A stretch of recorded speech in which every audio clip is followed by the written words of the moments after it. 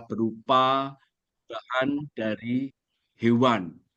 Tetapi ini memang sangat sedikit penggunaan bahan jamu dari hewan, khususnya di Indonesia. Tetapi untuk di negara Cina, memang sudah banyak menggunakan bahan jamu yang dari hewan. Misalnya tokek, cicak, bahkan juga kecoa, dan sebagainya. Yang ketiga, itu dari bahan mineral, ya, hasil bumi, misalnya seperti garam, garam Himalaya, atau garam Bledugkuwu yang ada di Kabupaten Purwodadi, dan itu satu-satunya garam yang muncul dari bumi, bukan diambil dari laut. Jadi itu adalah bahan-bahan yang sering digunakan sebagai bahan pembuatan jamu. Nah, jamu itu sudah digunakan turun-temurun dari nenek moyang kita bahkan ribuan tahun yang lalu. Ketika orang belum mengenal pengobatan medis, mereka telah terlebih dahulu menggunakan tumbuh-tumbuhan, binatang, ataupun mineral untuk bahan pembuatan jamu dalam rangka untuk memelihara kesehatan dan juga sebagai pengobatan. Lanjut.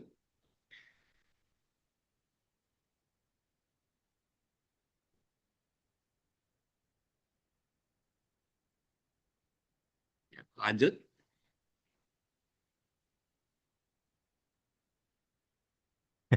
Multimedia ya. Ya.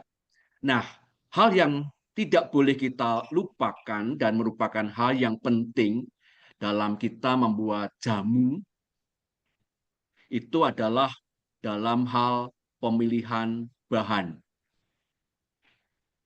Sehingga pemilihan bahan ini akan menentukan dari kualitas pembuatan jamu. Kalau bahan yang kita pilih ini tidak baik, maka juga akan menghasilkan jamu yang kurang berkualitas atau kurang berkhasiat. Berkaitan dengan itu, pemilihan bahan yang pertama itu harus berupa bahan yang segar. Entah itu dari akar, umbi, daun, buah, bunga, itu harus bahan yang segar. Sekalipun nanti mau dikeringkan atau mau langsung diproses, tetap harus dipilih bahan yang segar. Yang kedua, itu bahan yang utuh, artinya tidak mengalami kerusakan. Baik itu daun, ya daun yang utuh, baik itu akar, akar yang utuh, ataupun batang, ataupun buah, ataupun bunga. Yang ketiga adalah bahan yang bebas dari serangan serangga ataupun hama penyakit. Misalnya kalau menggunakan daun jeruk purut, itu juga pilih daun jeruk purut yang tidak ada hitam-hitamnya atau putih-putihnya, atau bentuknya sudah eh, tidak seperti daun. Ya. Yang keempat, bahwa bahan dasar juga tidak busuk, artinya dalam kondisi baik, kondisi yang masih layak, dan tidak beraroma berbeda dengan bahan yang seharusnya mengeluarkan aroma yang eh, sebagaimana bahan itu. Jadi artinya kalau busuk itu kan pasti akan berubah aromanya. Dan itu dalam hal pemilihan bahan. Nah, berikutnya adalah penggunaan alat. Penggunaan alat itu harus food grade. Baik itu alat untuk menghancurkan atau blender atau food processor, ataupun juga alat untuk merebus, alat untuk mengaduk, alat untuk menyajikan, harus uh, food grade. Ya, jadi tidak boleh kita menggunakan aluminium misalnya untuk perebusan, eh, sendok juga yang tembaga juga tidak boleh, misalnya seperti itu. Jadi yang memang benar-benar bahannya adalah aman untuk makanan. Lanjut. Nah, berikutnya adalah jenis pengolahan. Nah, orang-orang dahulu biasa minum jamu tradisional dengan aroma yang begitu kuat, kental, rasa yang pahit, dan seringkali masih berupa bubuk kasar. Ya, itu memang kondisi zaman itu. Tetapi kalau itu tetap dipertahankan dalam bentuk jamu tradisional, maka generasi kekinian, baik generasi milenial, Gen Z, apalagi Alpha, tentu sudah tidak mau untuk mengkonsumsi jamu. Seperti misalnya contoh jamu Nyonya Menir yang dulu sudah dikenal bahkan di dunia, tapi dia mempertahankan bentuk tradisional, maka jamu itu akhirnya tutup. Perusahaan jamu Nyonya Menir menjadi tutup dan juga beberapa perusahaan jamu yang tidak berinovasi, maka dia ditinggalkan. Nah, berkaitan dengan kondisi zaman sekarang, kita bisa mengubah jamu tradisional itu menjadi bentuk jamu kekinian tanpa menghilangkan khasiat, bahkan justru akan meningkatkan khasiat dari kandungan aktif yang ada pada bahan-bahan itu. Bahkan rasanya juga rasa yang enak, yang bisa dinikmati oleh semua generasi. Bahkan dengan jamu kekinian, daya serapnya lebih besar dibanding jamu tradisional yang masih dalam bentuk bubuk kasar ataupun dalam bentuk-bentuk yang eh, masih tradisional sekali. Sehingga memang sekarang kita mengenal dengan jamu kekinian. Dan sekarang telah muncul kafe jamu kekinian, di mana kafe ini sekarang juga tidak hanya konsumennya para orang tua, tetapi juga dari beragam generasi, karena memang disajikan dalam kekinian, termasuk juga tempat yang dipersiapkan dengan kekinian, rasa, tampilan, ya, semua dibawa dalam kondisi kekinian. Itu berkaitan dengan jenis pengolahan. Jadi ada dua jenis, yaitu bentuk tradisional yang dipertahankan, dan yang kedua adalah bahwa jamu tradisional bisa diubah menjadi jamu kekinian dengan khasiat justru lebih meningkat. Nah, sekarang adalah tentang proses pembuatan jamu kekinian. Jadi ada dua bentuk proses dalam membuat jamu kekinian. Yang pertama adalah dengan proses dingin.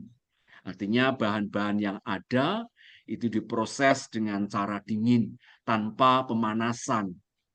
Masih dalam bentuk segar, dihancurkan dengan blender atau alat penghancur lainnya dan disajikan dalam bentuk segar. Nah, ini adalah jamu proses bentuk dingin. Nah, yang kedua adalah jamu kekinian dalam proses panas. Artinya bahwa bahan-bahan yang ada tadi itu melalui proses pemanasan. Bisa dari bahan yang segar diproses dengan pemanasan, dan juga yang kedua bahan-bahan yang sudah dikeringkan dengan cara benar. Ya, jadi pengeringan bahan pun tidak boleh sembarangan.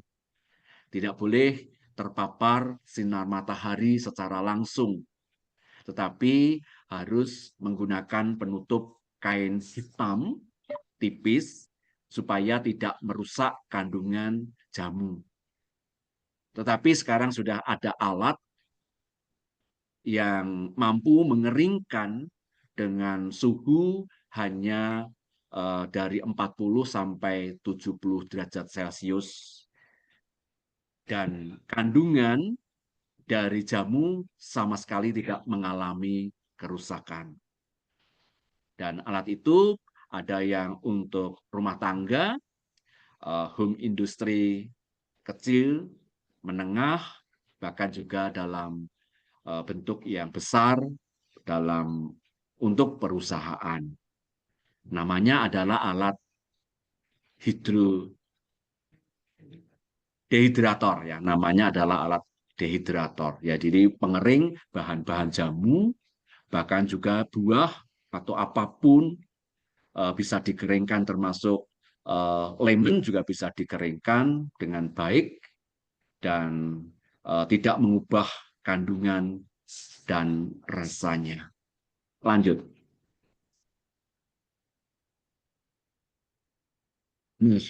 Kalau kita membuat jamu kekinian, di mana jamu kekinian akan dapat dinikmati oleh semua generasi, dan ini adalah dalam upaya menghadirkan gaya hidup sehat, supaya anak-anak muda tidak lagi mengkonsumsi minuman kemasan yang ada di supermarket, yang kadar gulanya sangat tinggi, pewarnanya, pengawetnya, dan tidak memiliki kandungan nutrisi, tidak memiliki kandungan aktif yang menyehatkan, tetapi justru dengan penggunaan minuman-minuman kemasan itu banyak sekali menyebabkan persoalan kesehatan jangka panjang ya, sehingga tidak mengherankan sekarang banyak anak-anak sudah mengalami hipertensi, diabetes mellitus, bahkan juga sudah banyak anak-anak yang harus cuci darah karena memang dia tidak menyadari bahwa minuman kemasan itu memiliki kandungan utamanya adalah kadar gula yang sangat tinggi, termasuk juga bahan-bahan pengawet yang juga berlebihan, pewarna, dan juga perasa yang tanpa disadari bahwa itu menyebabkan gangguan kesehatan. Nah, diharapkan dengan jamu kekinian, dengan rasa yang enak, penggunaan gula yang sekecil mungkin, tampilan warna alami dari bahan-bahan yang ada dapat menggeser penggunaan minuman-minuman yang tidak menyehatkan. Sehingga ada muncul kafe-kafe jamu kekinian di berbagai kota dan konsumennya lintas generasi. Yang tentu juga ini nanti akan menggeser kafe kopi ya, karena memang uh, kopi kan ya, maaf bagi yang tidak begitu candu kan dianggap ya seperti itu saja rasanya begitu. Tapi jamu kekinian selain rasanya segar, tampilannya bagus, tapi bagi yang mengkonsumsi akan mendapatkan kesehatan yang baik. Nah, oleh karena itu untuk menghadirkan jamu kekinian itu perlu adanya inovasi bahan baku. Jadi bahan baku perlu ada penambahan inovasi. Misalnya Bapak Ibu, beras kencur. Nah, itu bisa ditambahkan apa supaya rasanya ini bisa dinikmati oleh lintas generasi ya. Nah, itu bisa ditambahkan misalnya dengan susu kedelai. Kalau yang untuk kelas atas bisa ditambahkan dengan susu almond misalnya. Nah, ini rasanya sudah berubah, tampilan berubah, dan kandungannya semakin lengkap. Termasuk juga bahan-bahan jamu bisa dipadukan dengan beragam buah dan sayur. Ya, misalnya kita mau membuat imun booster ya, untuk meningkatkan daya tahan tubuh. Nah, bahan yang bisa kita gunakan adalah misalnya kunyit. Kunyit kan rasanya pahit, getar, terus bisa kita tambahkan juga dengan jahe yang memberi rasa pedas dan aroma yang enak. Nah, kalau hanya dua bahan ini saja, maka rasanya ya tradisional begitu. Sehingga dari bahan ini, dua bahan ini bisa dipadukan dengan nanas, dengan wortel, tambahan sayurnya, eh, jeruk manis atau jeruk peras, dan juga lemon. Nah, bisa ditambahkan juga dengan susu. Nah, jadi akhirnya tampilannya adalah jamu kekinian. Nah, seperti kunyit itu tidak bisa diminum secara tunggal karena justru akan menyebabkan persoalan kesehatan pada lambung, bahkan juga pada eh, saluran yang dilewati ya, karena kita tahu bahwa kunyit ini akan meninggalkan flak ya, dan itu sulit untuk hilang. Sehingga kunyit perlu dipadukan dengan bahan-bahan yang lain dan juga dipadukan dengan susu, dengan uh, lada hitam. Ya. Penambahan susu justru mempermudah zat aktif pada kunyit, yaitu kurkumin, itu mudah diserap oleh tubuh.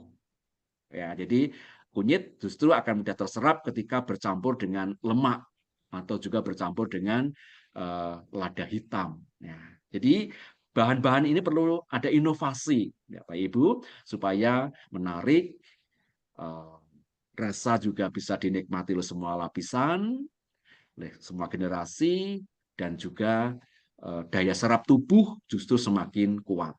Ya, jadi yang kedua, jamu kekinian harus memiliki rasa yang segar, ya, sehingga uh, rasa segar harus benar-benar kita tampilkan dalam pembuatan jamu kekinian.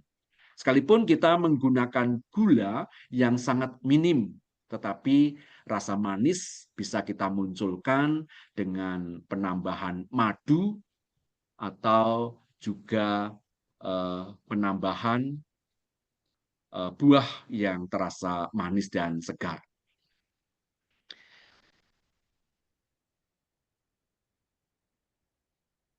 Halo, ini kok jadi berubah? Oh, Ya, oke.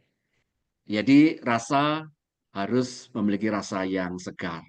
Nah, demikian juga ketika kita mau misalnya mendirikan kafe jamu kekinian ataupun sebagai bentuk home industry eh, menengah begitu, kita mau produksi dari rumah dan nanti kita pasarkan secara online, maka kita juga harus memikirkan tentang kemasan yang kita buat eh, menarik. Ya, kemasan harus kita buat menarik supaya juga menjadi daya tarik dan mudah dalam kita memasarkan dengan tetap mempertahankan khasiat dari jamu yang kita buat. Yang keempat adalah kemudahan dalam konsumsi, ya, dalam mengkonsumsi. Ya, sekarang bisa dikemas dalam botol, dalam saset, dalam bentuk-bentuk kering yang tinggal seduh dan sudah lengkap bahan-bahannya, ataupun dalam bentuk-bentuk yang lain. Ya, jadi orang tidak perlu harus mengupas sendiri, meracik sendiri, sehingga bisa disiapkan. Bahkan juga dari bahan-bahan yang masih segar basah itu bisa dihancurkan, di, terus tetap dalam kondisi basah, disimpan dalam lemari pendingin, terus nanti ketika mau menyajikan tinggal seduh dan saring, maka itu juga memudahkan ya, kemudahan dalam mengkonsumsinya. Dan itu bisa disimpan di dalam kulkas untuk beberapa hari. Dan yang kelima, ini adalah kita perlu menghadirkan tren gaya hidup sehat. Bisa mengajak buah hati untuk berlibur ke Jepang.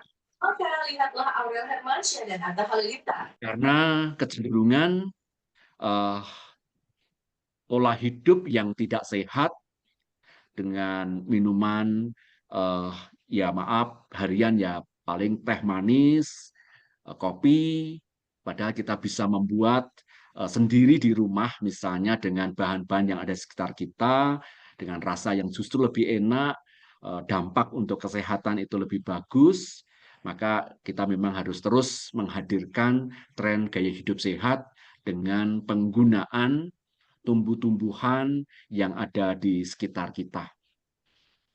Tuhan menciptakan tumbuh-tumbuhan, tentu ada rencana Tuhan untuk kesehatan dan kesejahteraan makhluk hidup, kesejahteraan umat manusia.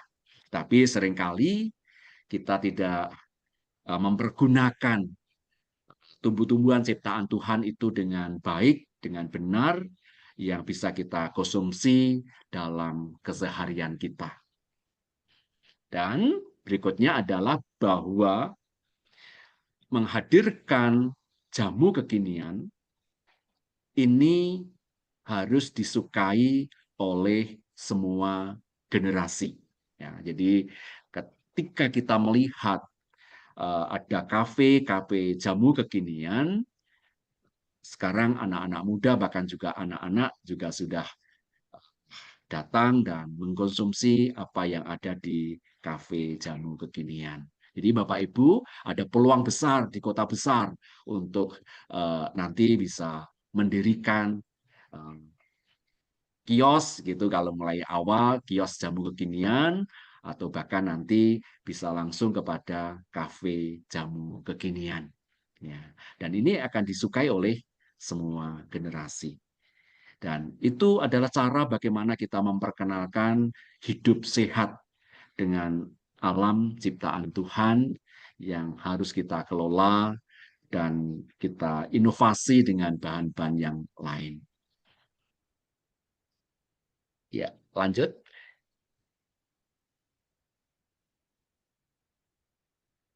Oke, Bapak Ibu. Nah, ini yang dapat kami sampaikan dalam hal berbagi tentang eh, hidup sehat dengan cara herbal. Maaf, tadi saya belum memperkenalkan diri. Ya, eh, oleh karena itu saat ini saya akan memperkenalkan diri. Saya Pendeta Emeritus Saryoto. Saya sudah melayani di GKJ Magelang ini 31 tahun, Bapak Ibu.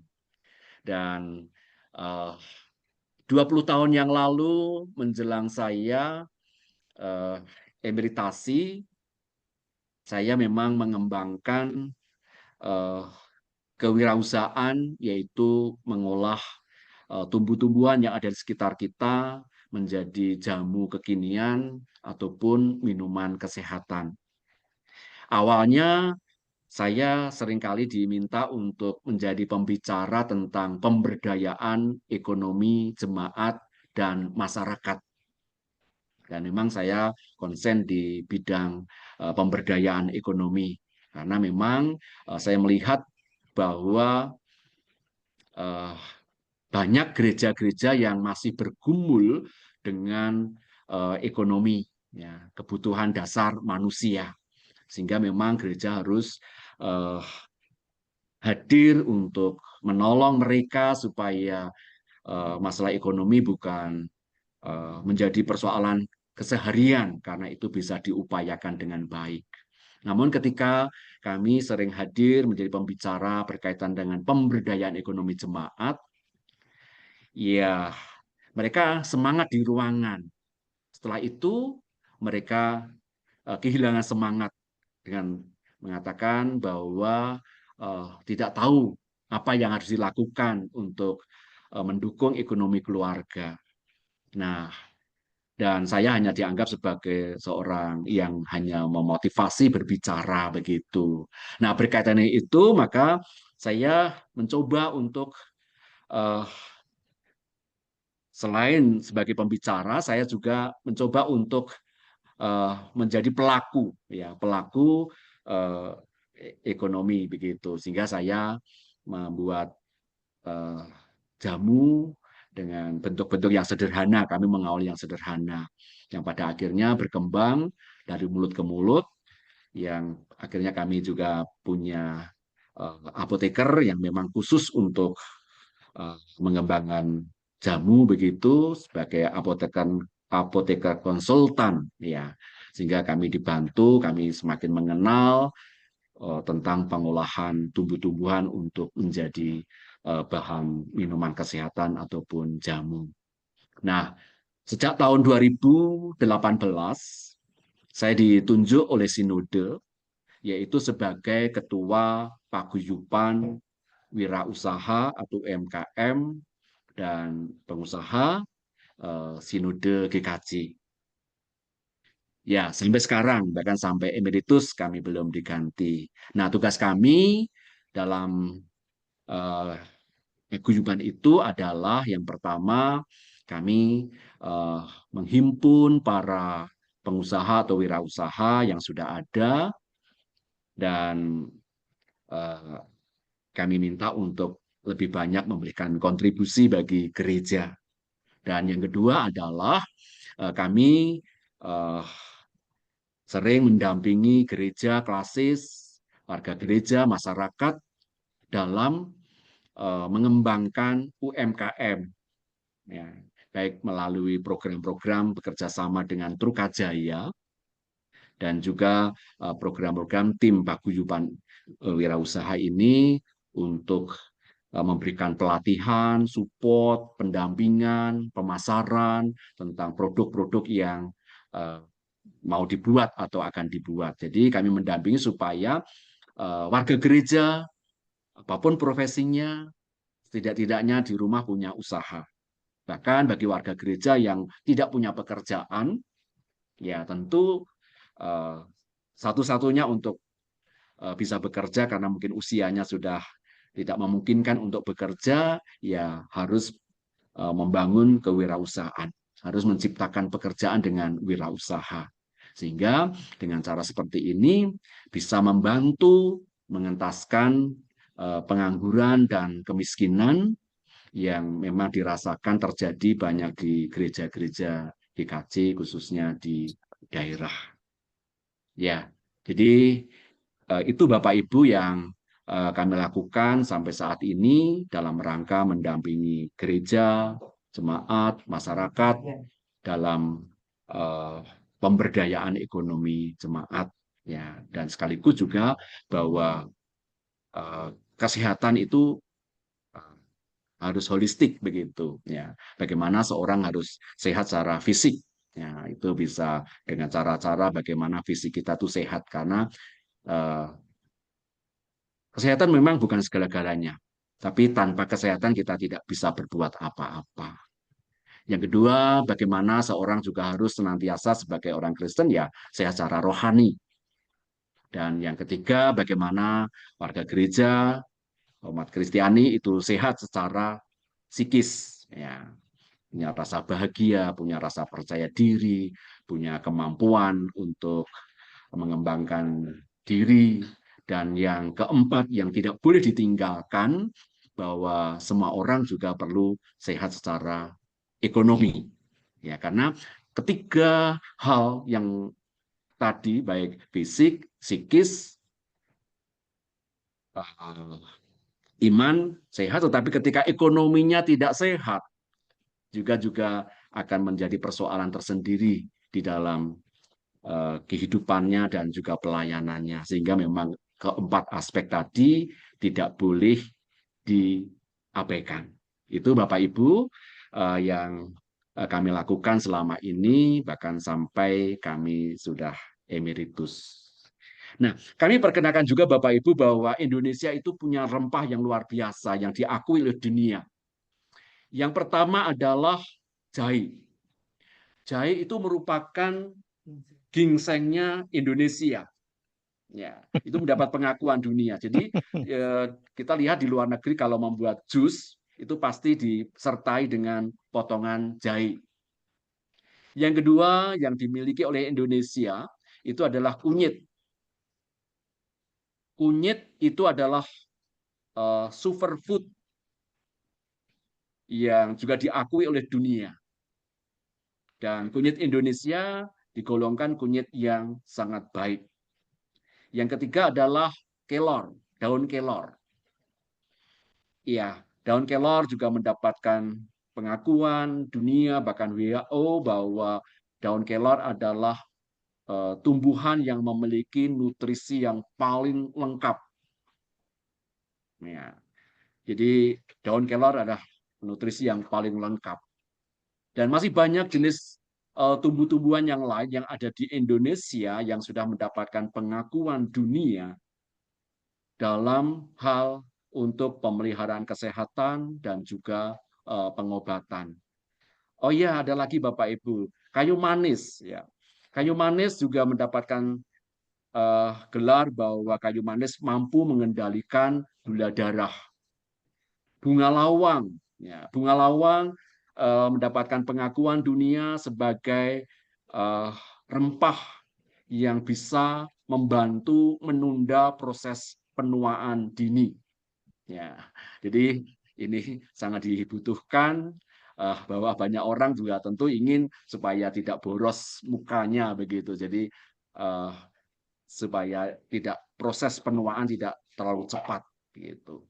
Dan kunyit juga sekarang telah diekstrak untuk bahan kosmetik, pengobatan, dan juga sebagai fitofarmaka ya yang sudah dipergunakan oleh farmasi untuk bahan-bahan obat yang kandungannya itu tradisional. Nah, itu Bapak Ibu yang dapat kami sampaikan, dan Bapak Ibu sebenarnya bisa menggunakan tumbuhan yang ada di sekitar kita untuk dikonsumsi harian. Nah, sebagai contoh, ya, Bapak Ibu bisa membuat seperti ini setiap pagi. Ya, jadi minuman pagi tidak harus teh saja, karena kalau kita sudah usia lanjut juga nggak boleh terlalu banyak penggunaan teh. Ini namanya boleh katakan seruni. Ya, jadi ini bisa kita buat sendiri setiap pagi dan kita minum dan tanpa gula.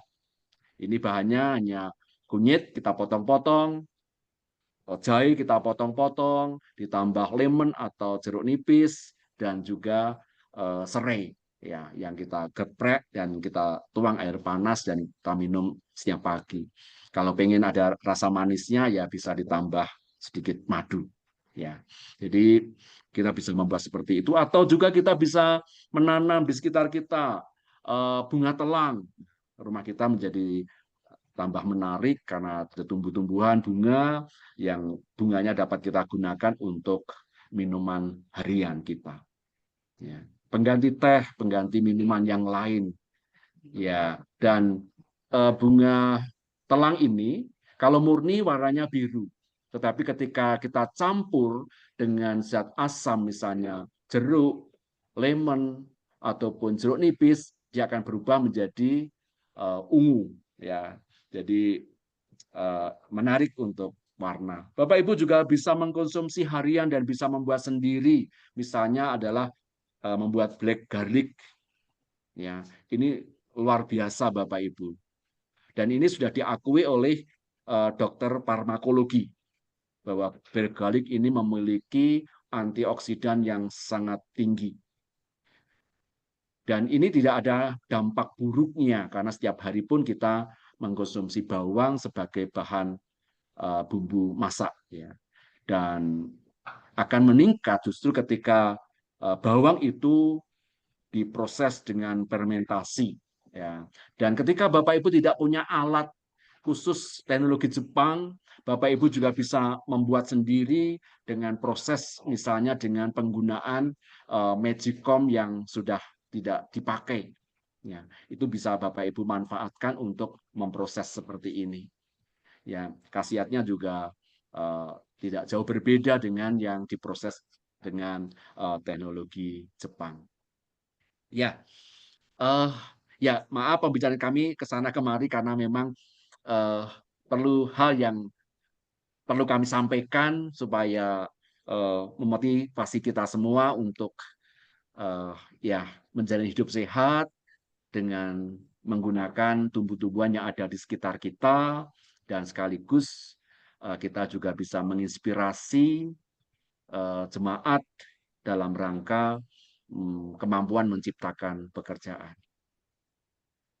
Baik Bapak Ibu, ini paparan kami secara singkat dan waktu selanjutnya kami serahkan ke moderator untuk dilanjutkan. Mungkin ada pertanyaan-pertanyaan dari Bapak Ibu. Terima kasih.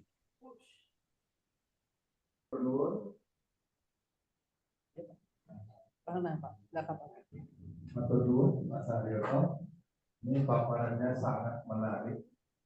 Jadi saya pengen segera ketemu ini kalau bisa. Bapak yang bicara videonya sebaiknya tampak ya Pak.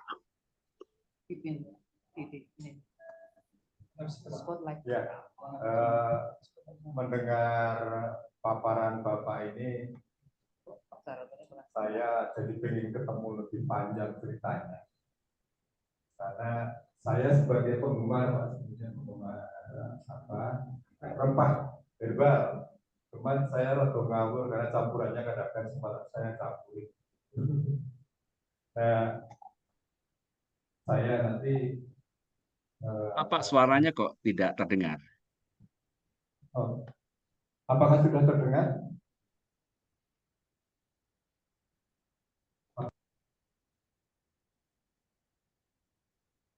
Lumayan, Pak. Lumayan. Tadi agak berdengung. Sekarang sudah enggak. Kak UKS sih Pak Gianto muat fotonya di. Kita kirim ya. Tidak terdengar, Pak.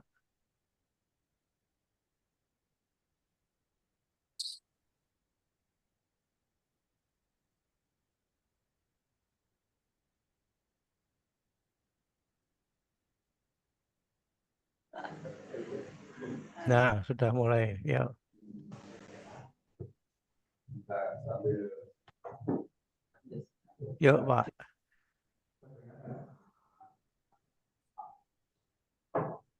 ya, saya terdengar ya. Masuk. Apakah Pak Saryoto bisa mendengar suara saya? Nge-lag, beliaunya nge-lag. Yang lain Pak, yang lain dengar. Atau Pak Idris bisa mendengar suara saya? Terdengar Pak, terdengar. Mendengar. Bisa Pak kedengaran Pak. Kalau begitu langsung saja kepada teman-teman yang ingin menanyakan lebih lanjut kepada Pak Saryoto tentang materi herbal tadi, silakan dari teman-teman di ruangan ada yang ingin tahu lebih lanjut? Belum? Ada teman-teman yang lain silakan. Boleh nanya Pak? Monggo. Mas Iwan. Nih Pak Iwan. Mas Iwan, monggo silakan. Iya Pak. Pak, kebetulan saya kan produksi susu kedelai. Nah, apakah ada bahan pengawet alami Pak untuk susu kedelai Pak? Matur nuwun.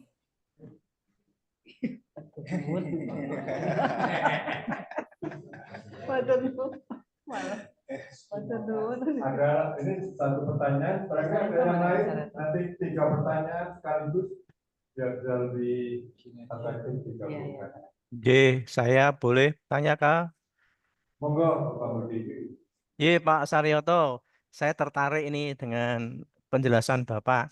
Cuman tadi kan hanya singkat ya. Nah, kalau resepnya Pak, misalnya jahe campur kunyit, campur apa gitu ya. Jadi apa namanya apa itu apakah ada? Saya pada waktu COVID itu saya hampir tiap bulan selalu bikin empon-empon. Tapi ya pokoknya campur gitu aja gitu ya. Nah, ini ada kalau ada Bapak pakarnya kan mungkin bisa memberikan resep.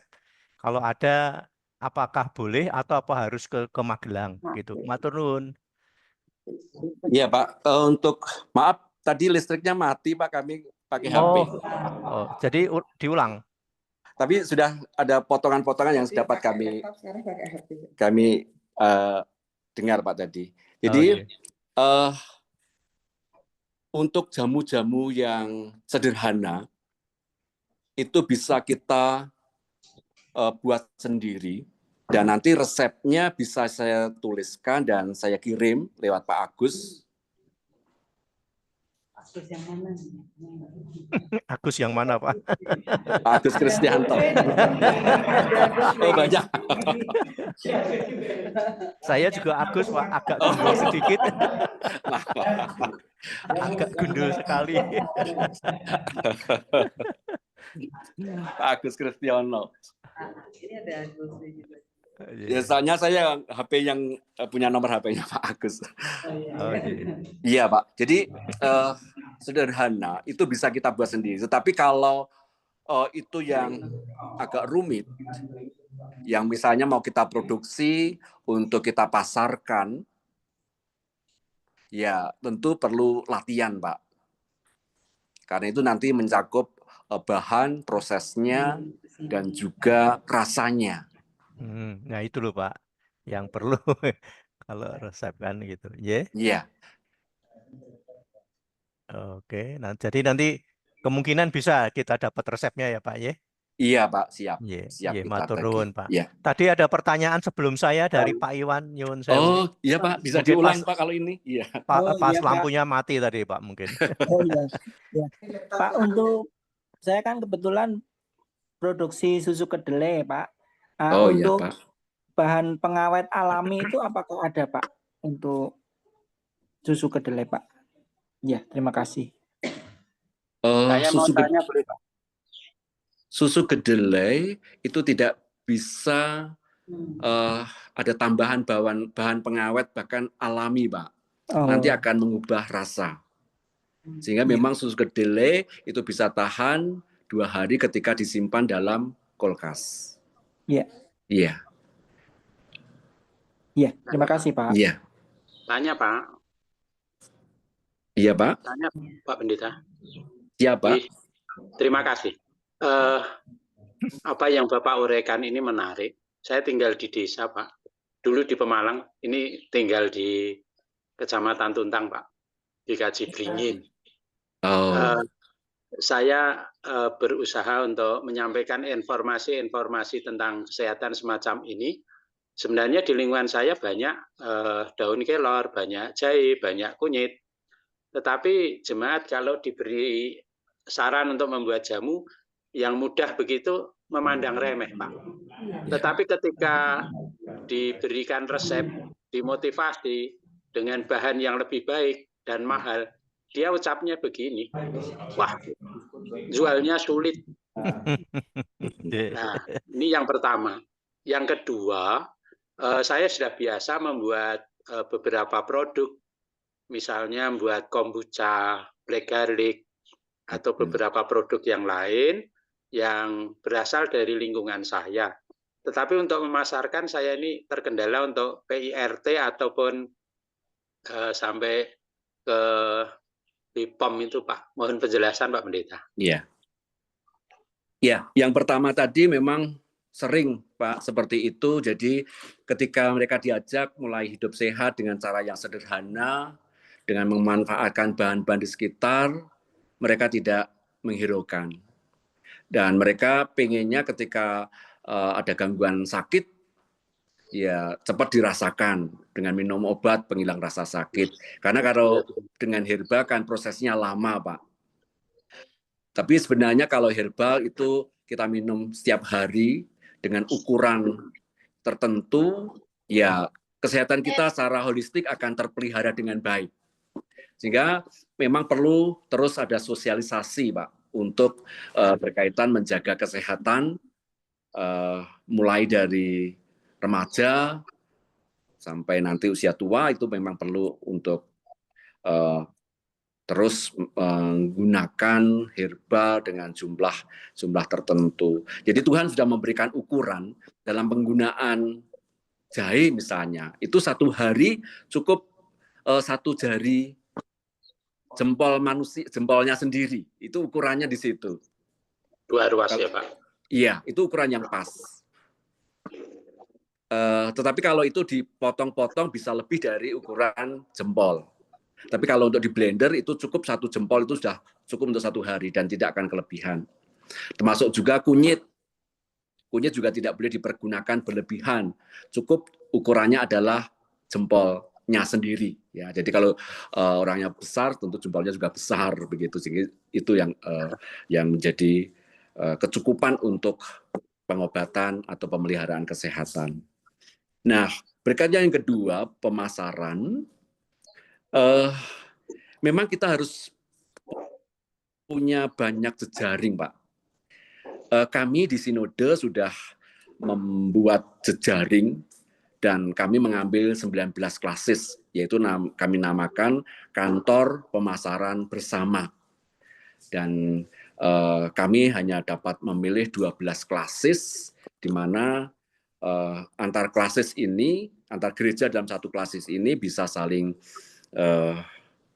memasarkan produknya, dan melalui kantor pemasaran bersama ini bisa membantu memasarkan produknya itu ke gereja dalam satu klasis, bahkan juga ke sinode. Ya, karena kantor sinode juga sudah membuka kantor pemasaran bersama yang dikelola oleh Yayasan Trukajaya. Ya, dan yang kedua, kalau BPOM memang ini sangat sulit karena produk yang dihasilkan kalau supaya mendapatkan BPOM maka itu harus terpisah dari rumah tangga. Ya, jadi harus punya tempat khusus untuk produksi. Nah, kalau BIRT itu memang mudah ya, tetapi BIRT sekarang lebih diperkhususkan untuk makanan yang mengenyangkan begitu. Ya, jadi itu kendalanya dalam proses pemasaran. Tetapi Bapak Ibu tidak perlu kecil hati dalam proses pemasaran itu. Jadi ketika produk itu tidak kita titipkan di toko, itu sebenarnya tidak BPOM pun tidak apa-apa. Ya, artinya bahwa melalui kepercayaan itu bisa kita pasarkan produk kita. Asal tidak kita pajang di toko atau di apotek begitu, itu masih bisa. Yang penting bahwa produk yang kita buat memang memenuhi standar higienis, standar pengolahan obat yang ramuan yang benar. Ya. Tetap berjuang ya Pak ya. Ya, untuk Pak. memperkenalkan Terima produk. kasih, Pak. Iya.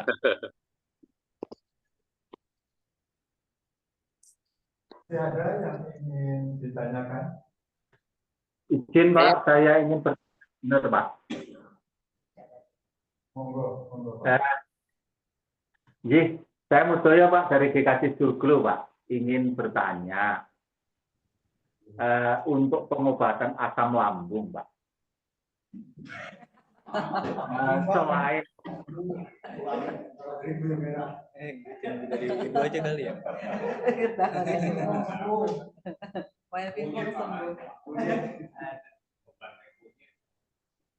Oh, jadi untuk pengobatan asam lambung ya Pak ya. Ya, sebenarnya Pak ya, izin. Untuk selain minum daun beluntas, apakah masih ada obat lain Pak? Itu aja Pak yang ingin saya tanyakan. Terus satu hal lagi mengenai obat pengencer darah. Karena akhir-akhir ini di usia-usia kami yang sudah menginjak 70-an mungkin ada juga perlu di obat pengencer darah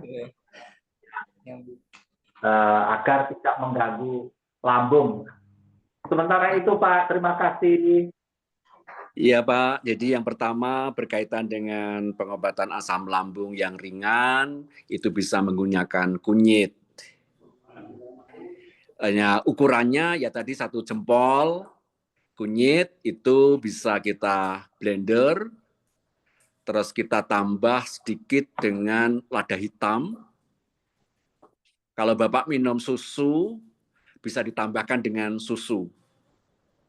Ya, jadi kunyit itu akan mudah terserap ketika diminum bersama dengan bahan yang ada lemaknya.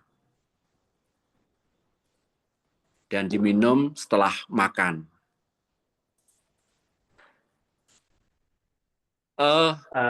Susu untuk orang tua, Pak. atau susu untuk orang Bapak tua, yang Pak, ya? misalnya minum susu Anlin ya pakai Anlin, kalau biasa Intrasol ya pakai Intrasol begitu. Tentu kalau yang untuk yang sudah sepuh kan tidak yang full cream ya Pak ya. Betul. Iya, Iya. terima kasih. Untuk mengenai gula, mengkonsumsi gula. Iya Pak. Ini yang diperbolehkan atau gula batu. Kira-kira masih memenuhi syarat untuk kesehatan tidak Pak hal itu Pak? Sebaiknya memang penggunaan gula itu seminim mungkin Pak. Entah itu gula pasir, gula batu, itu sama saja kandungan kalorinya tinggi. Dan sama saja menyebabkan inflamasi, ya, pengentalan darah. Dan juga pengentalan darah. Nah, oleh karena itu seminim mungkin kalau kita sudah usia lanjut dan kita kurang gerak memang untuk tidak mengkonsumsi banyak gula. Kalau WHO menetapkan bahwa tubuh kita itu bisa mengolah gula, karbohidrat sederhana itu hanya 26 gram. Tapi orang Indonesia lebih dari itu, rata-rata. Ya, karena nasi pun sudah mengandung gula. Sehingga sekarang ada gula yang dari stevia, Pak. Itu non kalori. Ya, tapi memang harganya cukup mahal. Ya. Terus yang berkaitan dengan lambung tadi masih ada satu lagi, Pak. Kalau lambungnya itu luka, itu bisa kita membuat sendiri dari pisang kluthuk. Ya, pisang berbiji yang belum terlalu tua. Ya. Jadi pisang kluthuk itu kita kupas, terus kita iris tipis-tipis, terus kita keringkan dengan matahari, tapi kita tutup kain hitam yang tipis. Ya. Sampai 3-4 hari kering, terus kita blender, atau kita open sebentar, sebelum kita blender kita open sebentar supaya mengurangi kadar air, dan juga kalau ada bakteri atau kuman yang turut masuk pada saat penjemuran tadi, terus kita blender menjadi tepung. Nah, tepung itulah yang nanti kita konsumsi. Cukup 1 sendok teh dengan air hangat. Pisang muda ya Pak? Ya, yang muda Pak. Yang biasa untuk bahan rujak itu. Ya, pisang kluthuk ya Pak ya. Cukup itu, terus kita seduh dengan air hangat. Terus kita minum. Sebelum makan apa-apa. Itu melapisi lapisan lambung. Terus yang kedua pengencer darah. Nah tadi Pak Sutiman ya sudah produksi black garlic ya. Jadi bawang ini memiliki kandungan yang dapat membantu ya Pak, bukan membantu untuk mengencerkan darah. Ya. Termasuk juga Bapak harus mengurangi penggunaan gula karena gula itu juga menyebabkan pengentalan darah. Lemak, gula, itu ya. Jadi black garlic Pak bisa memproduksi sendiri.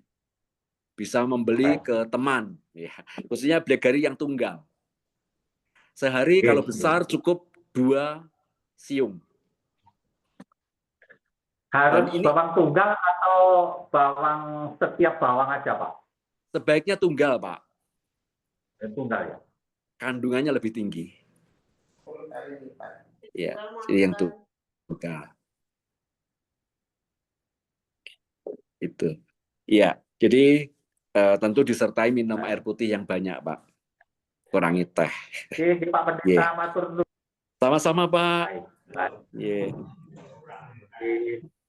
Oh iya Bapak Ibu, saya informasikan juga bahwa seringkali kita sering mengalami sulit tidur. Ya, ada bahan-bahan yang ada di sekitar kita yang bisa kita gunakan untuk membantu merelaksasi atau bahkan membantu untuk menjadi tidur nyenyak. Kita bisa menggunakan daun pandan, kita bisa menggunakan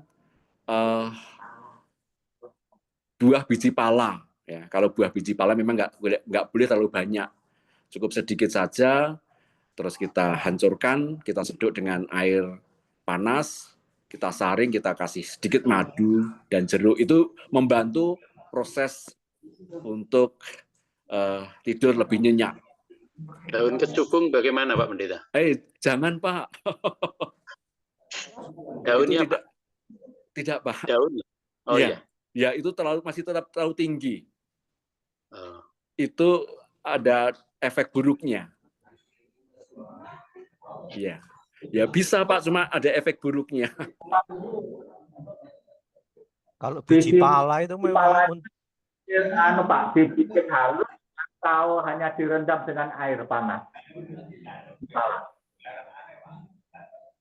Iya Pak. Jadi seperempat aja, nggak boleh banyak-banyak.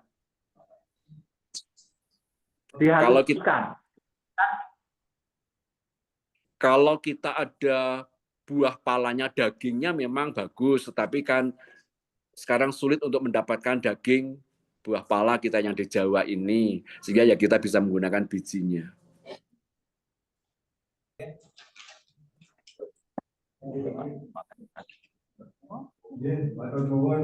Satu, dua pertanyaan lagi, apakah masih ada?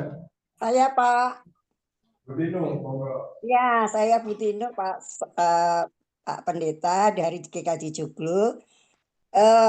Saya udah di Woso, jadi masalah keluhan-keluhan yang banyak dirasakan oleh kami itu di lutut Pak. Kira-kira dari bahan herbal itu ada yang bisa meringankan dari sakit lutut itu loh Pak. Itu Pak, matur nuwun. Iya, ada Bu, tetapi memang butuh waktu. Antara lain bahan yang digunakan adalah kunyit, karena kunyit anti-inflamasi. Ya, jadi kunyit ini membantu untuk mengatasi peradangan. Bisa dipadukan kunyit dengan jahe. Jahe juga memiliki anti-inflamasi. Ya, biasanya kan kalau gangguan lutut itu pasti ada peradangan. Biasanya kan mengalami peradangan, jadi ketika untuk jalan nyeri. Yang ketiga banyak bisa digunakan adalah lengkuas.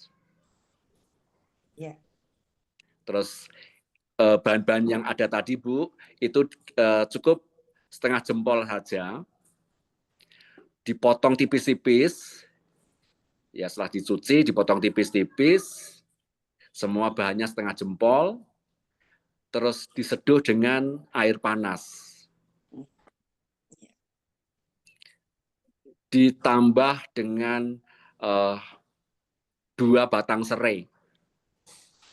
2 batang serai yang sekaligus untuk pengaduk yang bawahnya itu agak digeprek begitu supaya turut larut bersama dengan bahan yang lain. Terus nanti itu bisa setelah habis dituang lagi bisa untuk 3-4 kali minum, Bu. Oh. Ya. Ya, itu sebatas hanya mengurangi ya, Bu ya. Iya. Mengurangi peradangan karena itu sekali banyak orang yang mengalami peradangan. Setiap hari ya, Pak? Setiap hari enggak apa-apa, Bu.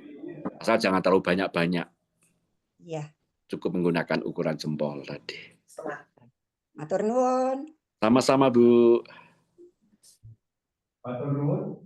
Satu lagi kalau tidak ada kita lanjut ke Yunus tentang bagaimana berjualan online. Ini tadi sekaligus menyambung pertanyaan Pak Satimin ya. Untuk pengembangan ekonomi jemaat. Matur nuwun, ada satu lagi siapa yang ingin bertanya?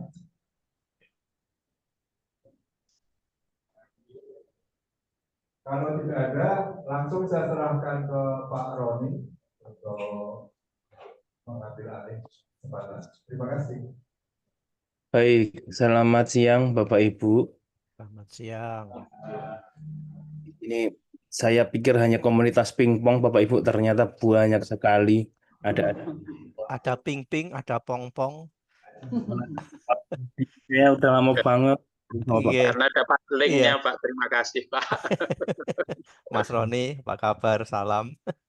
Pak. Nah, Bapak Ibu, saya ini juga atas inisiatif Pak Agus Kris gitu ya, bahwa kemarin ketika dia diajak ngobrol tentang perjamuan gitu ya, perjamuan bukan perjamuan kudus tapi jejamuan ini, kami yang secara akademis memang bergulat di dunia entrepreneurship diminta untuk memberikan, ini masih dalam tahap teori Bapak Ibu ya, jadi hal-hal apa saja yang perlu dilakukan untuk produknya sudah ada, misalkan tadi jamunya sudah dibuat, gimana caranya mendapatkan uang dari situ atau dari handphone yang sudah kita punya.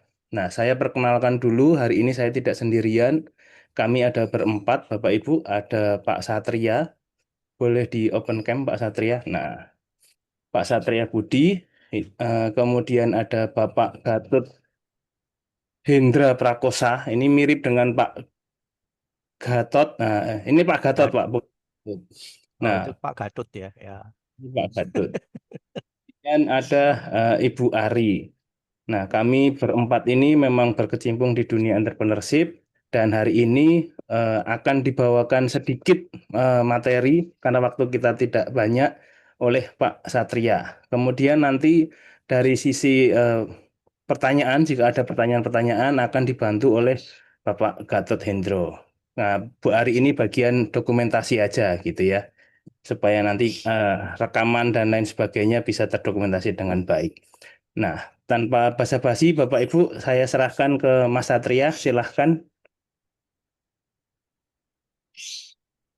Baik, Mas Roni, terima kasih. Izin saya share screen dulu.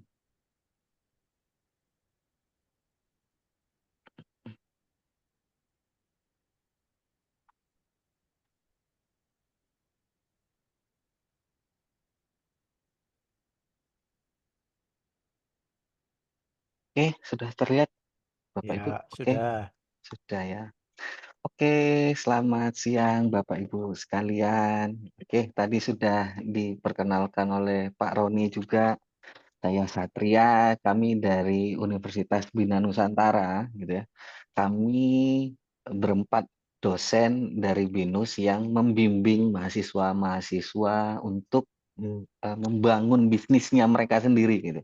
Jadi ada sebuah unit di BINUS, gitu, namanya BEC, BINUS Entrepreneurship Center. Nah, kami para pembimbing-pembimbing gitu bagi mahasiswa yang ingin mengembangkan bisnisnya mereka sendiri. Oke, ini tema yang saya mau bawakan aja sedikit gitu ya.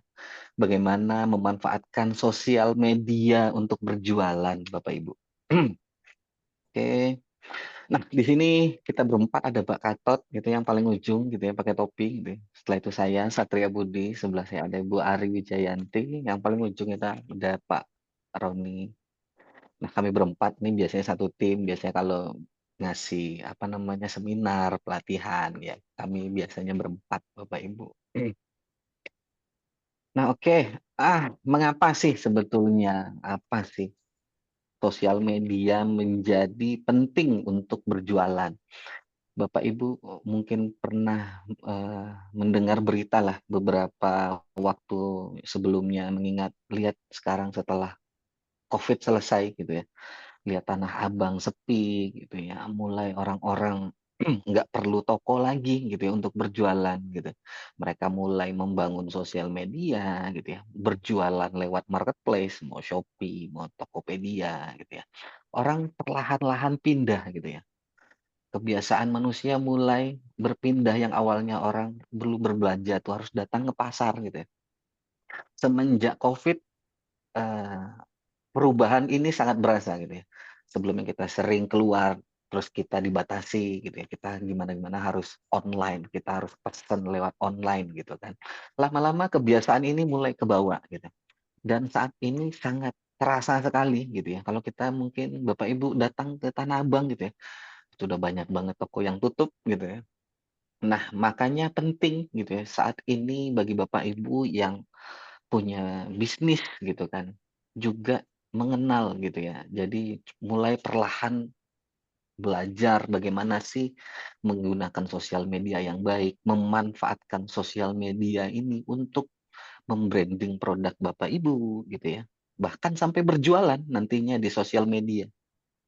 Nah, ini kenapa alasan? Yang pertama, ada 170 juta pengguna aktif media sosial yang ada di Indonesia saja, Bapak Ibu.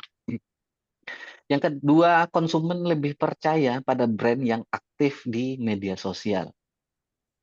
Yang ketiga, media sosial memungkinkan promosi yang jauh lebih murah, bahkan gratis.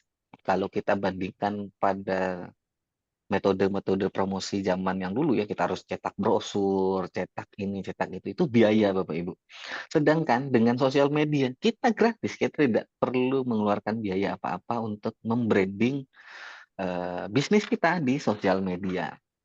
Terus yang terakhir, kita bisa menjangkau target pasar secara spesifik gitu ya. Mengingat bahwa setiap produk, setiap bisnis itu punya marketnya sendiri. Nah, dan dengan bantuan sosial media, kita jauh lebih mudah menyasar orang-orang ini yang kita sudah tentukan menjadi target spesifik dari customer kita gitu ya. Mengapa sosial media ini sangat penting untuk berjualan, ini alasan utamanya. Terus yang terakhir itu mengingat bahwa saat ini begitu banyak gitu ya, udah Gen Z isinya ya, banyak customer itu udah mulai dari milenial gitu ya, Gen Z, bahkan sekarang udah ada Gen Alpha gitu ya. Dan kecenderungan mereka untuk jalan langsung gitu ya ke toko gitu, atau mereka mau nyari barang itu harus datang ke toko langsung, itu udah sangat kecil sekali gitu. Mereka lebih nyaman di rumah, tinggal klik buka HP gitu ya, bayar online, terus barangnya nyampe, diantar sampai depan rumah. Mereka nggak perlu macet-macet gitu kan. Mereka nggak perlu panas-panasan di jalan. Nah, inilah mengapa pentingnya kita mulai bergeser gitu ya. Yang awalnya kita berjualan secara konvensional dan mulai menggunakan sosial media, bahkan marketplace untuk menjual produk Bapak Ibu. Oke, yang berikutnya, dari sekian banyak sosial media yang ada di dunia gitu ya. Jadi saya bagi ada 4 yang umum digunakan di Indonesia. Sebetulnya masih banyak sosial media lain kayak Snapchat, tapi kurang rame digunakan di Indonesia gitu ya. Terus ada Twitter atau sekarang namanya X. Ya, ini biasanya cuma platform sosial media yang orang buat cerita aja. Jarang sih yang berjualan di sana karena terlalu terbatas ya Bapak Ibu untuk fiturnya gitu. Hanya bisa nulis beberapa ratus kata aja gitu kan. Dan lebih condong ke teks gitu. Nah, ini adalah 4 yang sering digunakan gitu ya. Ada WhatsApp, ada Facebook, ada Instagram, ada TikTok. Namun, perlu diperhatikan bahwa setiap sosial media ini punya pangsa pasarnya sendiri, punya kelebihan, punya kekurangannya juga. Contoh kita bahas sedikit tentang WhatsApp misalnya. WhatsApp ini sangat efektif apabila kita sudah punya customer loyal gitu ya. Dengan WhatsApp kita bisa berkomunikasi jauh lebih gampang, jauh lebih cepat gitu. Akan tetapi di WhatsApp sendiri kita lebih sulit untuk mengembangkan market kita. Karena sistem WhatsApp ini kita harus menyimpan nomor dia dulu dan dia harus menyimpan nomornya kita. Jadi misalnya kalau kita update status gitu ya.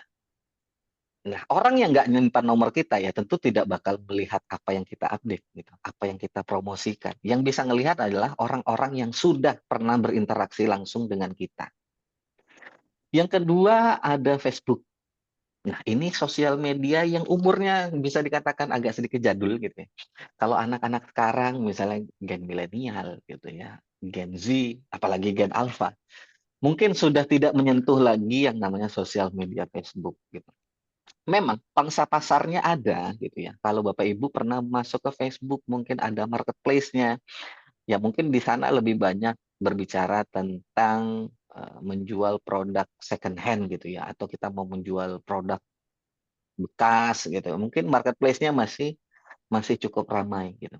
Namun kalau kita mau membangun komunitas gitu, mau membranding di Facebook, cenderung target marketnya yang umurnya mungkin 35-an ke atas gitu, yang mungkin sosial media ini sudah jarang digunakan oleh anak-anak muda khususnya.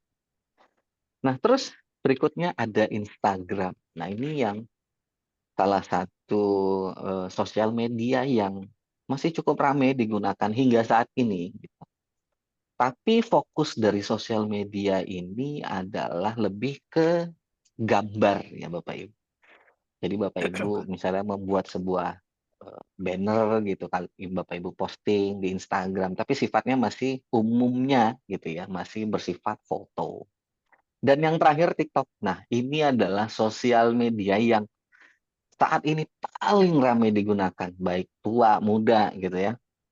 Namun tidak terlepas dari pasti ada kekurangannya. Mungkin bagi kita yang mungkin kurang berpengalaman mungkin ya membuat sebuah konten video gitu ya. Karena untuk membuat konten di TikTok mungkin agak sedikit sulit gitu ya. Karena sosial media ini kontennya berupa video Bapak Ibu, fokusnya ke video gitu.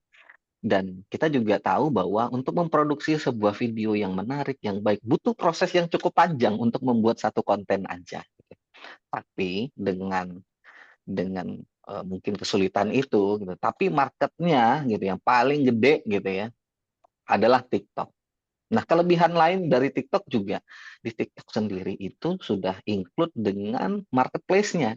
Jadi selain sosial media, kita juga bisa langsung berjualan di TikTok. Nah, dari plus minus ini mungkin Bapak Ibu bisa memilih, mungkin tergantung bisnis yang Bapak Ibu jalankan gitu ya. Kira-kira sosial media mana yang cocok gitu ya buat Bapak Ibu untuk digunakan gitu. Kalau ditanya yang terbaik yang mana? Ya terbaik semuanya harus ada gitu ya. Kalau kita berbicaranya bagusnya seperti apa gitu. Tapi mungkin di awal kita punya resource yang terbatas gitu, sumber daya yang terbatas. Tentu pilihan yang paling bijak adalah memilih sosial media yang kita bisa handle lah Bapak Ibu. Karena dengan resource yang terbatas tentu kita harus all in di salah satu gitu atau dua sosial media ini gitu kan. Kita bangun dengan sebaik-baiknya. Jangan setengah-setengah. Semuanya ada tapi kontennya mungkin baru diupdate sebulan sekali. Itu juga tidak efektif bagi Bapak Ibu gitu ya untuk menggunakan sosial media. Oke, berikutnya kita kenali siapa yang menjadi target pasar. Nah, tadi saya coba sudah menyinggung sedikit ya Bapak Ibu. Dari sisi sosial medianya, itu biasanya yang menggunakan siapa aja gitu ya. Dan jenis konten yang digunakan di sosial media tersebut itu seperti apa. Nah, kita gali coba lebih dalam lagi. Siapa yang paling mungkin membeli produk Bapak Ibu gitu ya. Dan kira-kira target pasar Bapak Ibu orang-orang yang seperti apa dan kira-kira mereka itu menggunakan sosial media mana, itu juga perlu Bapak Ibu gali gitu. Karena nanti keputusannya itu adalah menyangkut Bapak Ibu mau memilih sosial media yang mana yang Bapak Ibu gunakan gitu. Terus berikutnya ada usia, lokasi, minat, gaya hidup gitu ya. Karena kaitannya apa gitu ya.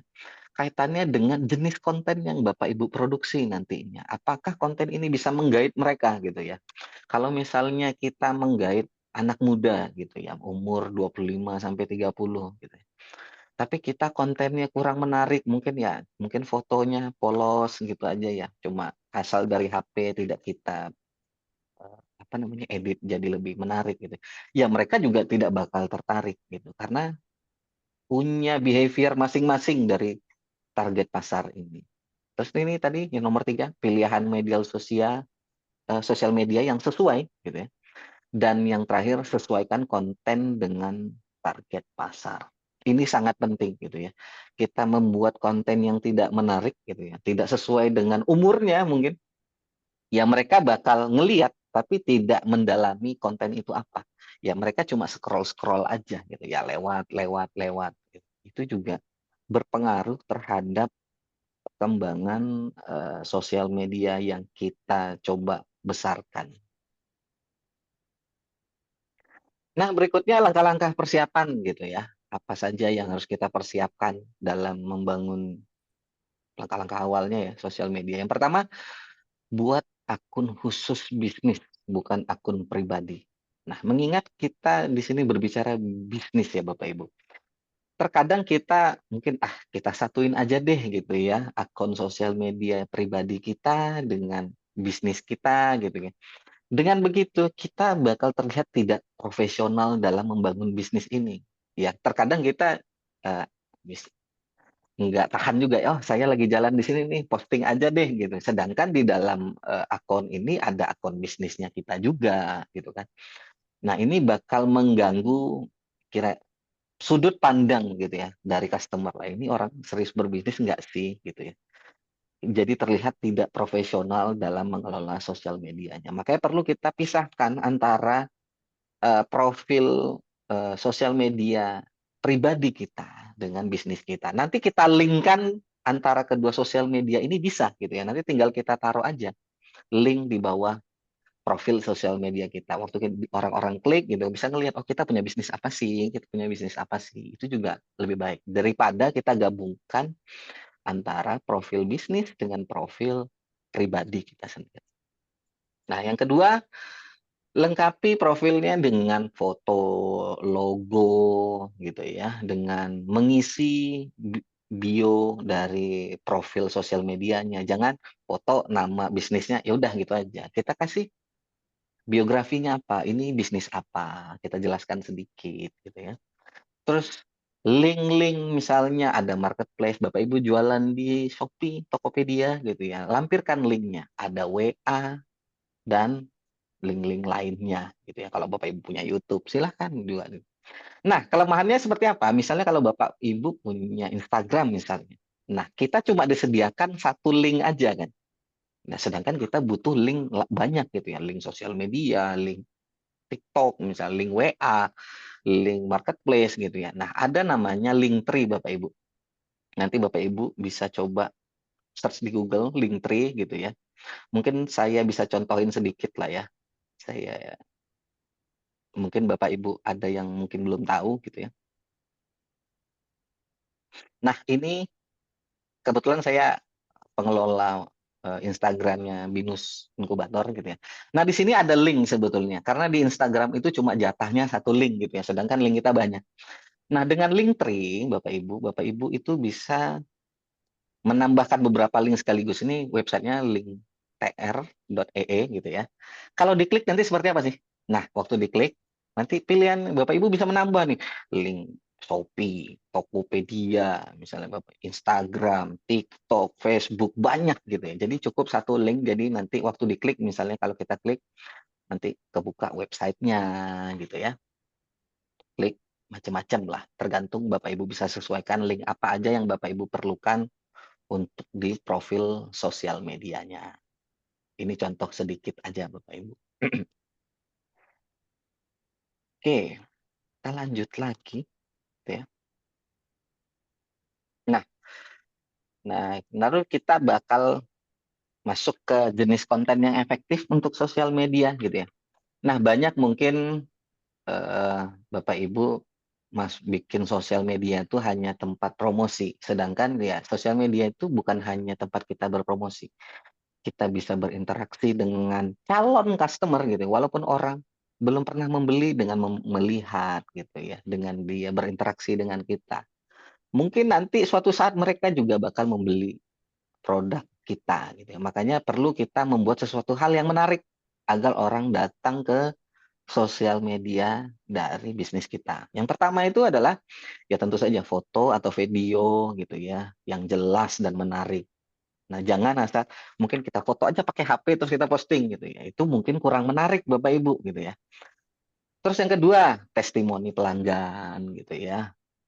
Bapak Ibu bisa taruh juga di sosial media, di edit agak menarik gitu ya, yang rapi, yang bagus gitu. Nanti ditaruh di sosial media. Terus konten apa lagi? Behind the scene, misalnya proses produksi, proses packing gitu ya. Bapak Ibu juga bisa masukin ke dalam sosial medianya gitu ya. Terus konten edukatif gitu ya. Jadi jangan sampai di sosial media itu isinya jualan, enggak. Kalau tadi misalnya kita contohkan misalnya jualan jamu itu seperti apa sih? Nah, Bapak Ibu bisa masukin konten-konten edukatif, manfaat ini, manfaat daun ini, manfaat buah ini gitu ya.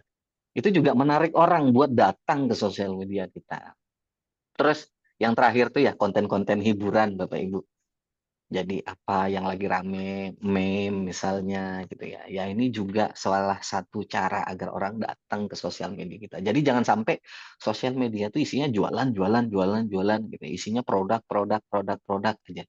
Jadi orang juga bakal bosen gitu ya untuk ngelihat apa sih update terbaru di sosial media kita gitu ya. Manfaat apa sih yang dia bisa dapatkan apabila mereka memfollow sosial media kita gitu ya. Makanya perlu konten-konten seperti ini, tidak hanya cuma produk, produk, produk gitu ya.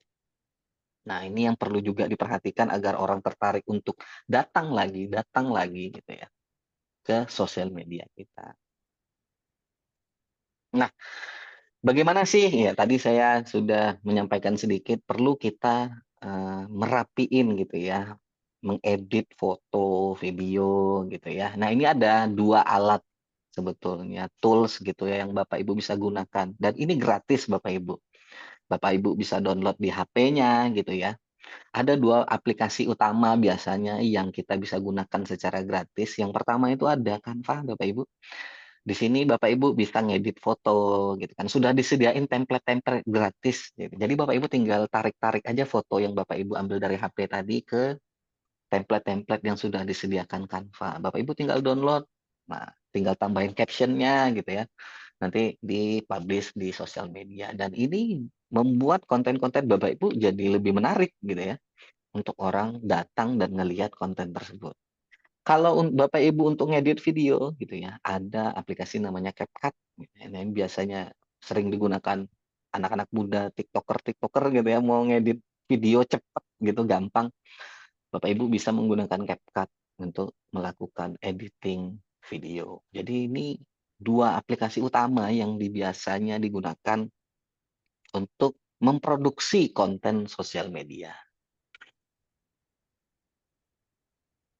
Nah, terus bangun interaksi yang baik dengan customer. Nah, tadi juga sedikit saya singgung, sosial media namanya aja sosial media, Bapak Ibu. Bagaimana kita bersosial gitu ya, bagaimana kita berbicara, pentingnya kita mengenal customer. Nah, ini wadahnya gitu ya, bukan hanya sekedar tempat jualan. Nah, terus caranya bagaimana? Kita coba balas komentar dari orang-orang yang datang gitu ya. Terus Bapak Ibu bisa lihat DM gitu ya atau pesan langsung direct dengan cepat dan ramah gitu ya untuk membangun interaksi gitu ya Bapak Ibu dengan calon customer gitu ya walaupun mereka belum membeli gitu ya. Terus tunjukkan sisi personal bukan hanya sekedar jualan. Terus bangun hubungan bukan hanya transaksi gitu ya. Jadi kita juga bisa berbicara gitu dengan mereka, kendalanya apa dan lain-lain juga hanya Bapak Ibu mau beli berapa gitu ya. Bukan itu tujuan akhirnya. Kita juga membangun komunitas kita di sosial media bisnis kita.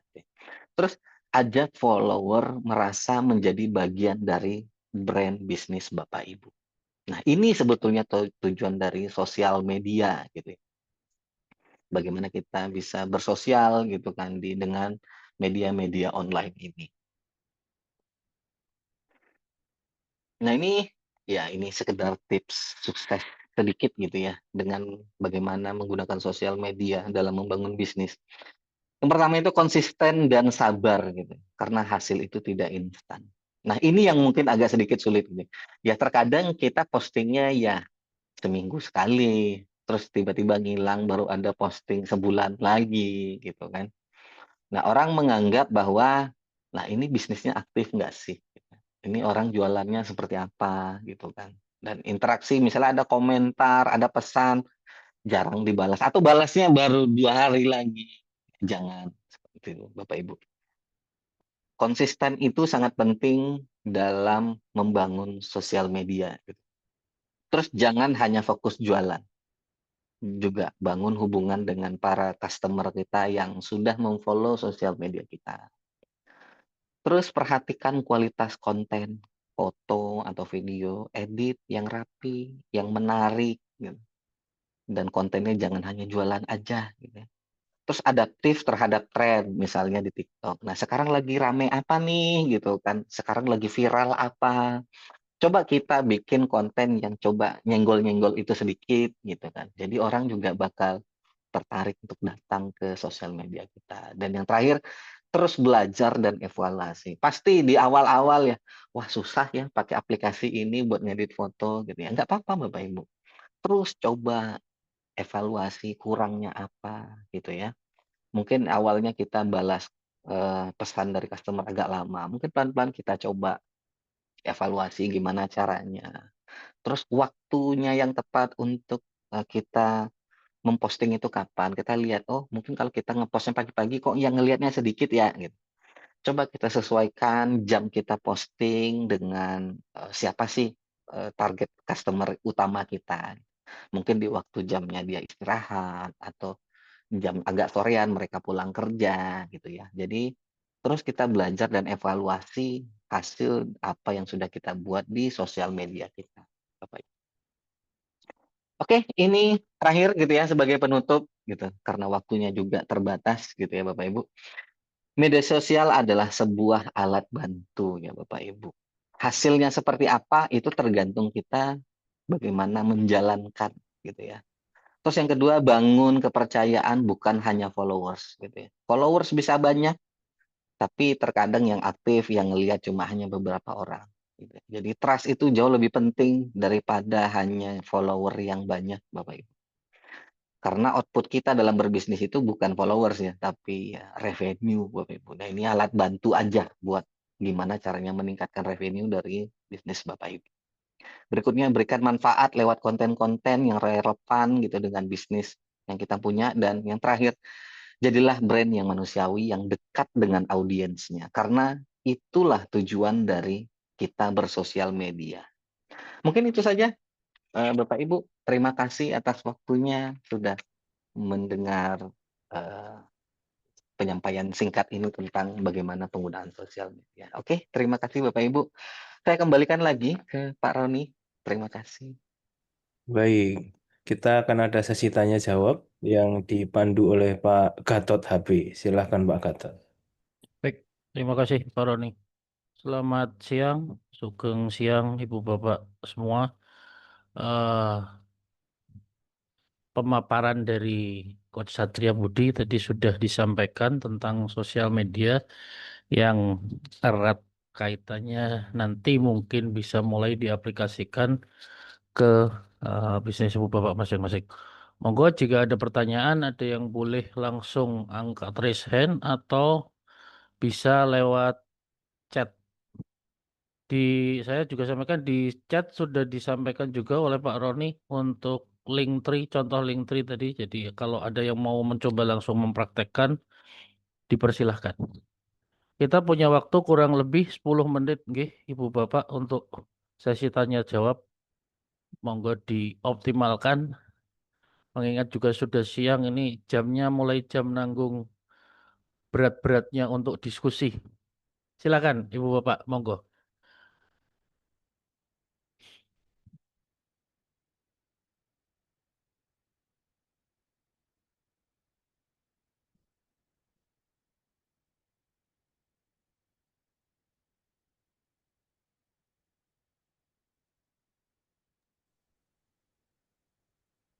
Mari Bapak Ibu.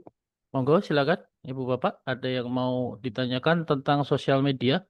Tadi yang disampaikan Coach Satria Budi sudah cukup jelas, nanti slide-nya bisa di-share ya, teman-teman.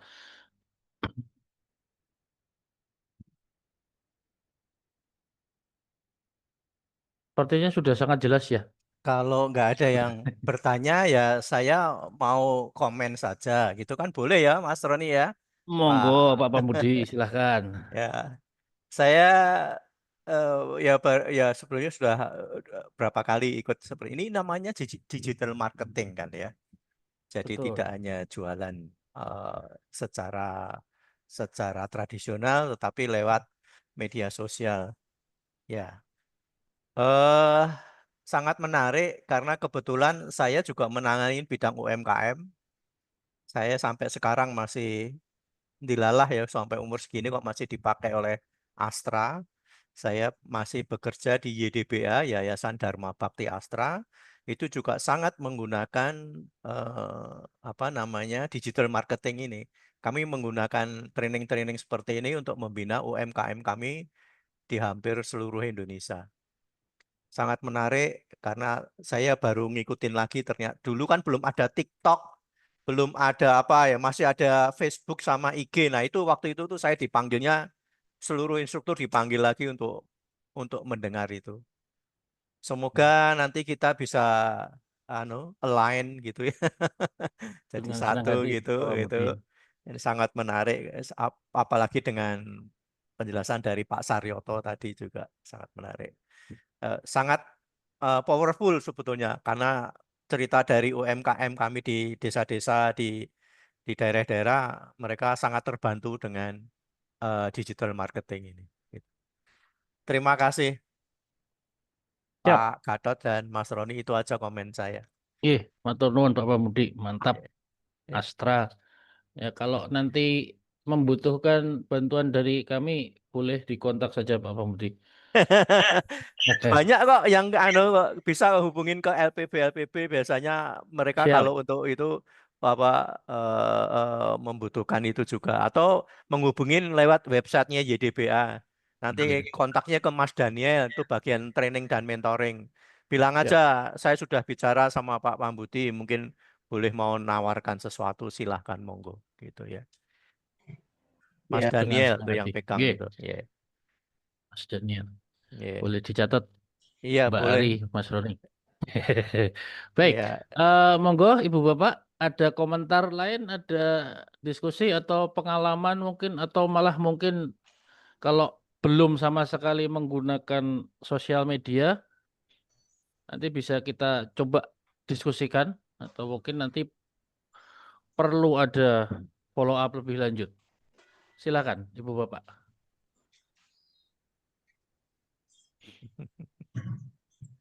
Ya Pak, mau tanya Pak.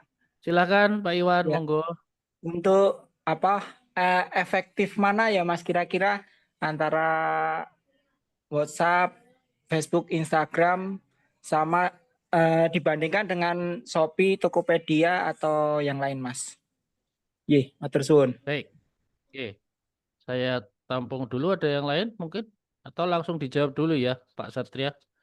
Monggo silakan Pak Satria. Oke, terima kasih pertanyaannya tadi Pak Iwan ya. Oke, sebetulnya sosial media ini adalah tempat kita berpromosi Bapak Ibu. Jadi tempat berpromosi, tapi terkadang ada sosial media yang bisa langsung jualan ya, langsung transaksi di dalam sosial medianya seperti TikTok gitu ya.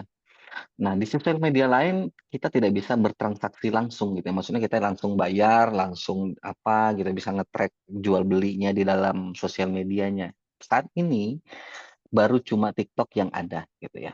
Jadi penting juga kita punya marketplace gitu ya, link misalnya kayak Shopee, Tokopedia gitu ya. Nah, tempat kita berpromosinya adalah menggunakan sosial media ini, tempat kita memarketingkan produk kita gitu ya. Maka juga kita harus punya juga gitu kan akun Shopee, Tokopedia, Lazada gitu ya. Bebas Bapak Ibu mau pilih yang mana gitu ya. Karena setiap marketplace ini punya term and condition-nya sendiri gitu ya.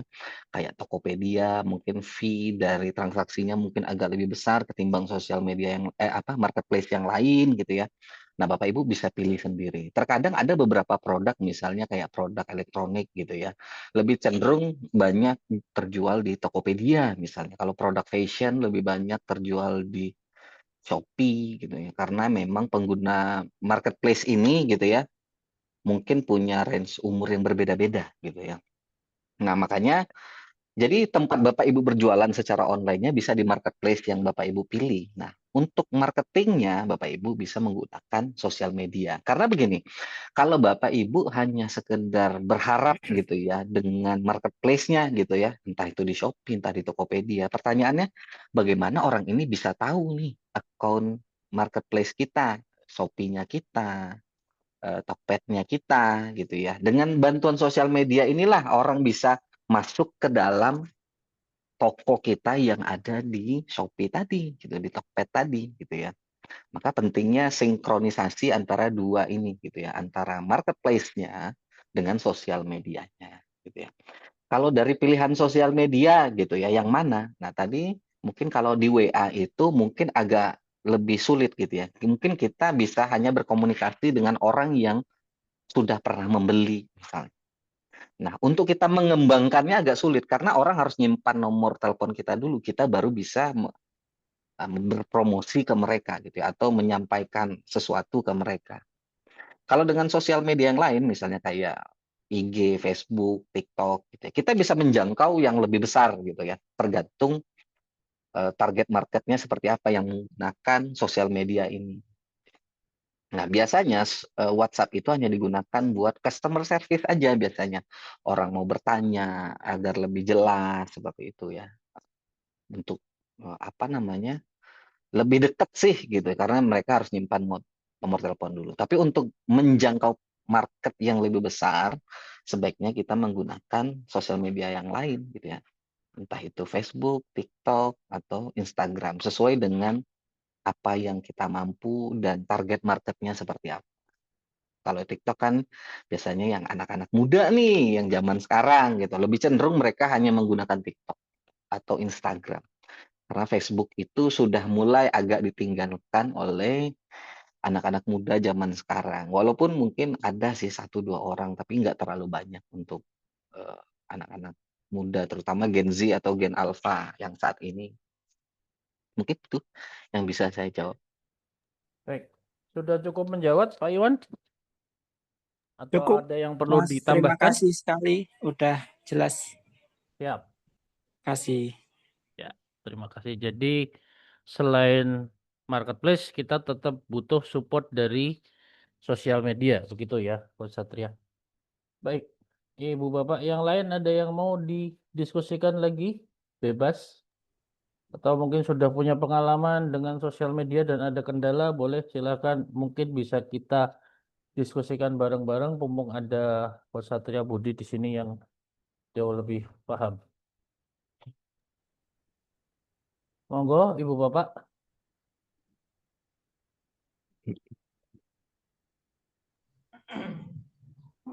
Halo. Ya, silakan. Perkenalkan nama saya Gatut, hampir sama dengan Masnya nih. Siap, Pak Gatut. Oke, monggo Pak. Nah, cukup bagus pertemuan hari ini. Satu masalah produk, yang kedua masalah marketingnya dengan media sosial, gitu ya. Sayangnya bapak-bapak yang di ruangan ini tuh umumnya sudah di atas 60 tahun semua, jadi perlu pelan-pelan mas kalau mau ngaji dengan gitu. Baik.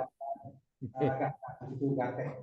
Nah, cukup bagus tadi, cuma saya karena background saya hukum, jadi teman-teman semuanya dari produk-produk yang akan dibawa ke sosial media, ya khususnya tadi contohnya adalah kita membahas jamu ya, dan yang lainnya kalau nanti perlu diawasi, perlu diperhatikan tentang perlindungan konsumen dan perlindungan konsumennya ya atas produk tersebut, apapun produknya yang akan diangkat ke dalam sosial media untuk dipromosikan. Kedua juga masalah undang-undang IT perlu dicermati. Undang-undang IT nomor tahun 2008 ini sudah menjadi hal yang sudah sah secara hukum. Jadi jangan sampai informasi yang disampaikan menjadi permasalahan hukum baru, gitu ya. Apalah artinya kalau kita menjual dengan begitu banyak produk dan mendapatkan income, nanti ujung-ujungnya bermasalah dengan hukum. Jadi habis sudah gitu ya. Karena rekan-rekan tahu proses hukum itu nggak sekedar 1 hari 2 hari selesai, tapi bisa tahunan untuk menyelesaikan. Tambahan dari saya cukup itu Mas, karena saya nggak masuk dalam tentang teknisnya ya. Terima kasih. Baik, siap Pak Gatut. Jadi ini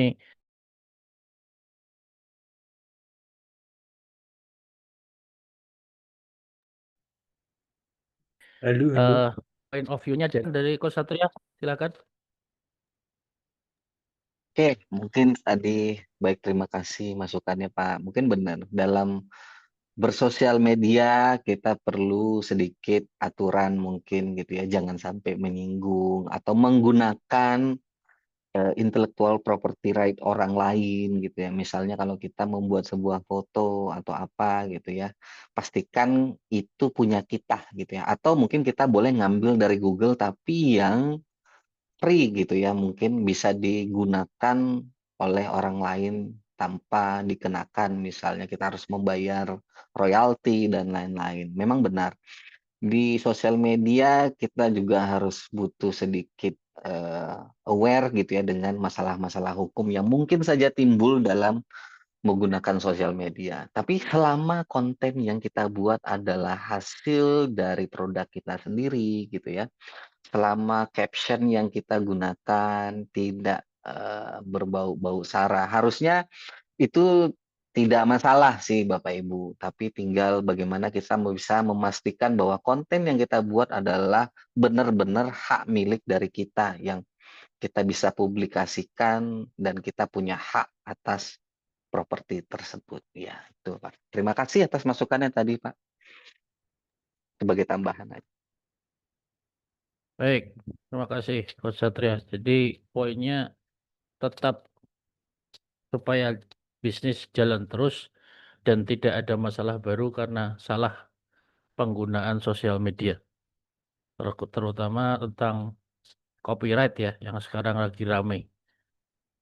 Baik, mungkin ada masih ada satu waktu untuk satu pertanyaan lagi, Ibu Bapak. Oh Boleh ya, lagi silakan. Pak, saya Pak. Boleh, silakan, monggo. Ya, Boleh, silakan Pak Iwan. ya Mas, untuk terkait logo ya. Logo kan itu di Canva itu kan ada gambar-gambar gitu ya. Gambar-gambar apa animasi. Nah, itu apakah boleh untuk dipakai sebagai logo kita, Mas? Terima kasih. Oke, terima kasih Pak Iwan. Oke, sebetulnya dalam penggunaan logo yang ada di internet, terutama di Canva ya Pak Iwan, itu boleh kita gunakan. Akan tetapi apabila Bapak nanti mau membuat sebuah perusahaan resmi gitu ya, terus menggunakan logo tersebut, itu biasanya tidak bakal diterima sih Pak. Apalagi Bapak nanti menghakikan logo ini, karena Bapak Ibu pernah ingat masalah geprek bensu gitu ya. Itu kan kasusnya logo juga gitu ya.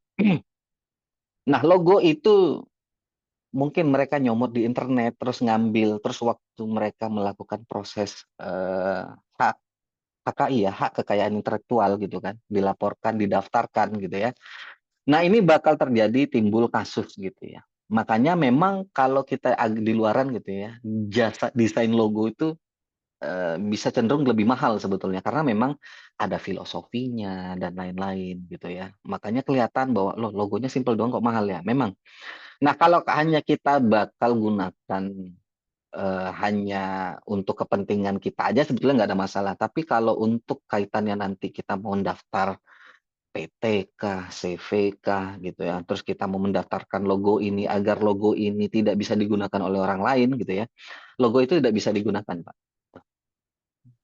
Dan itu Berarti untuk daftar HKI nggak boleh ya, Mas? nggak boleh, Pak, dengan logo tersebut.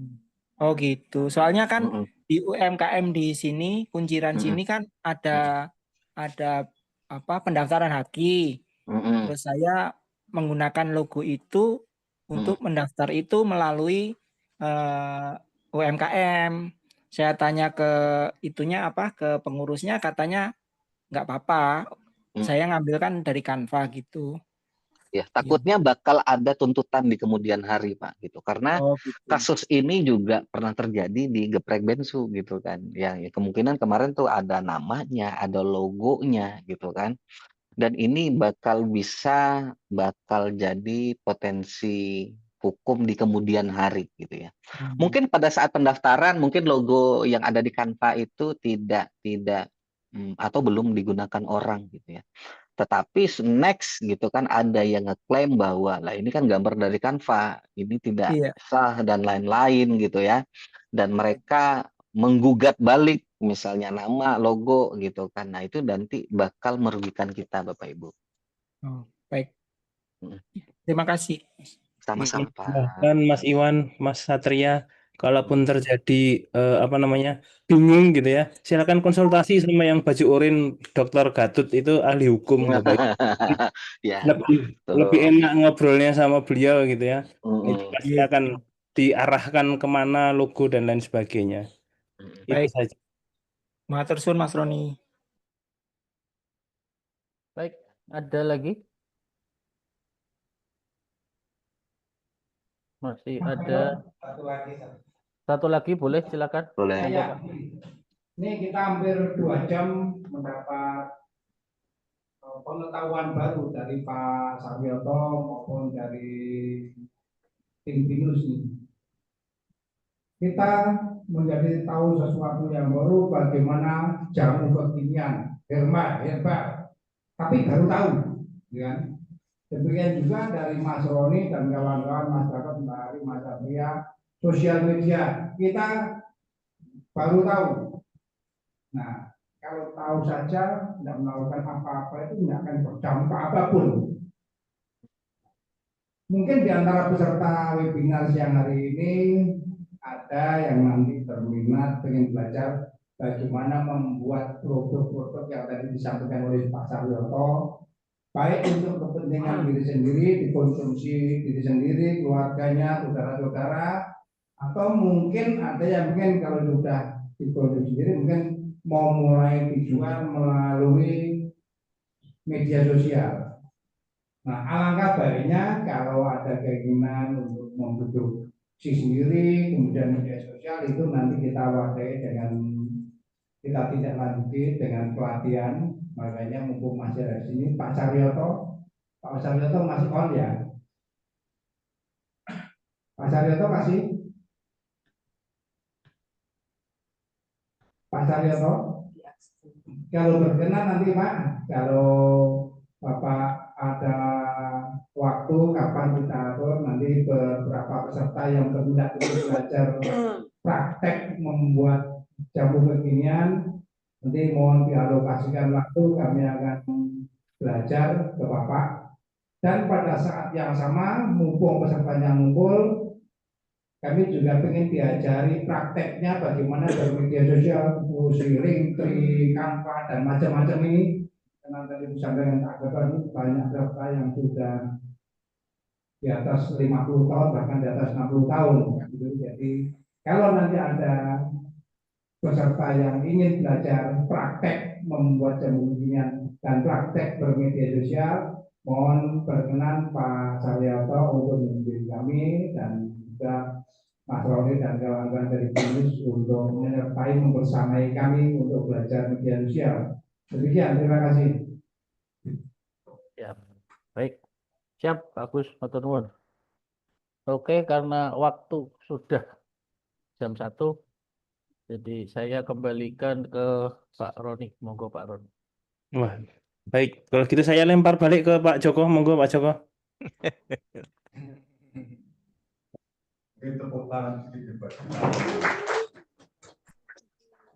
Tadi Pak Saryoto kok nggak ditepukin tangan, Pak? Bukan ditepukin, didoain ya, Pak. Tepuk tangan closing, Pak. Ya, terima kasih Bapak Ibu semua yang telah mengikuti acara ini. Sesuai yang disampaikan Pak Agus, untuk tidak lanjut nanti bisa menghubungi kami. Kalau yang berminat untuk ikut ya, nanti boleh menghubungi saya atau Pak Agus untuk pelatihan berikutnya. Latihannya ke Magelang atau di online saja? Kalau harus ketemu, kalau masih jamu Pak, harus ketemu. Kalau bisa nanti ke Jakarta saja. Kalau di Jakarta saja Pak, di DKI dulu. Oh ya, minat saya.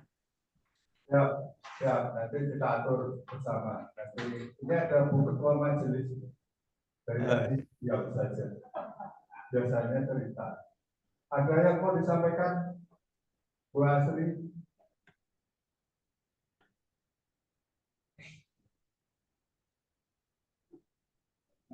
Kaget. Lagi kerja Pak. Bu Asri akan ada yang disampaikan, monggo.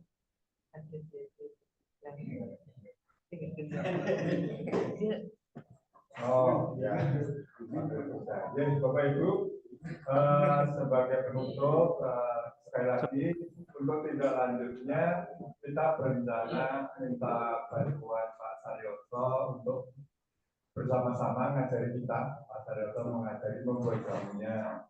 Kedua, Mas Roni dan tim untuk mengajari menyiapkan dan membuat link. Terima kasih membuat link. Dan nanti saya sebagai PIC-nya dan Pak Agus lah di sini untuk kegiatan ini.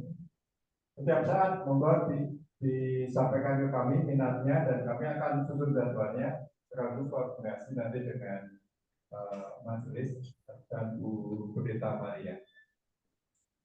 Ya, begitu untuk penutup kembali mohon Bu Maria menutup dengan doa. Ya, pakai ini aja. Baik, Bapak Ibu yang dikasih Tuhan, kami mengucapkan terima kasih untuk Pak Saryoto ya yang sudah menyediakan waktu pada siang hari ini untuk berbagi ilmu dengan kami, juga teman-teman Mas Roni dan Bapak Ibu sekalian ya dari BINUS berbagi ilmu untuk kita semua. Semoga berkat Tuhan senantiasa melimpah untuk Bapak Ibu sekalian. Mari bersama kita tutup acara ini dengan doa. Mari kita berdoa.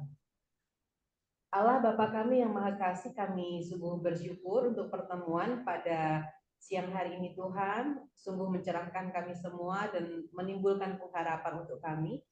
Kami berdoa untuk Bapak Pendeta Emeritus Saryoto dan juga untuk rekan-rekan dari BINUS Tuhan, kiranya Engkau berkati saudara-saudara kami ini, sehingga melalui pelayanan mereka dimanapun berada, Engkau juga memberkati mereka.